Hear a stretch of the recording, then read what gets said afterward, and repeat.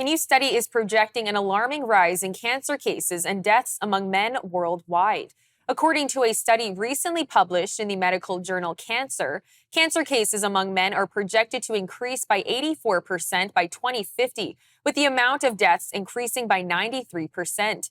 Cancer deaths are estimated to grow from 5.4 million to 10.5 million, with an increase of nearly double among men aged 65 years and older.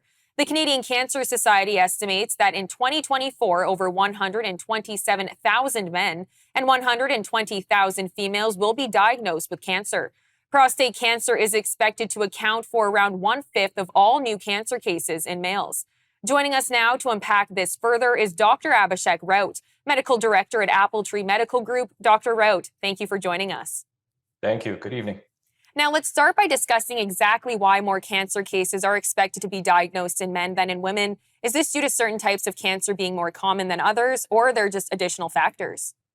I think it's probably a combination here. We do know that certain types of cancer are more common in men. Prostate cancer, of course, is the most common cancer amongst men, which significantly contributes to that disbalance.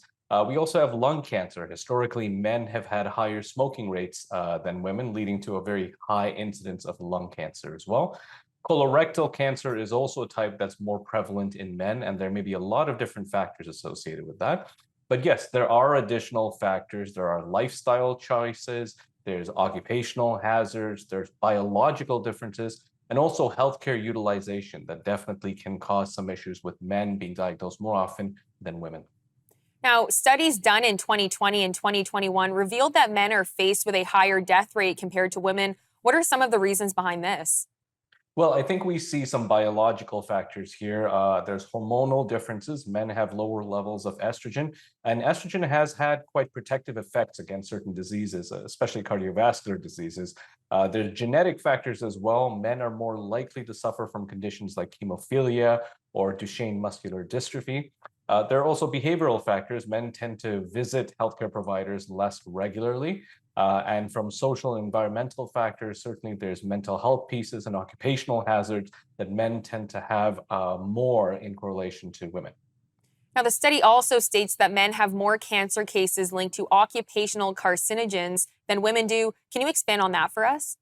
Yeah, I mean, if we look at Canada specifically, certainly about 5% of all of our cancer deaths come from occupational hazards.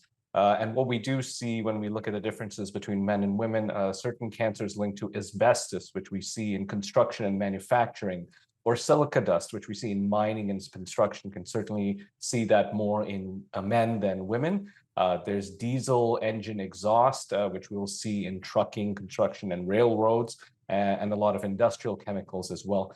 So because of this occupational distribution where men are more likely to work in these industries, along with the duration of the exposure, men are more likely to have longer careers in these high-risk occupations. We certainly would see that increased more in men than women. Now, what programs does Canada have in place for early detection and intervention of cancer? Are there more programs for female-specific cancers than male ones? Well, we do have quite a few different cancer programs. So there's the colorectal cancer screening, which in this case is the FOBT or FIT tests or colonoscopies. We do have a lung cancer screening program where we target high-risk populations. So those who have smoked for long periods of time will do a low-dose CT to look for cancers. For men specifically, there's also prostate cancer screening, which we do for PSA. For women, we use breast cancer screening, such as mammography, which is very helpful in detecting breast cancer early on, and cervical cancer screening, such as the PAP test and HPV testing as well. And what is your current opinion on Canada's current infrastructure for cancer diagnosis and treatment? Do you believe that it will be enough to face the rising number of cases?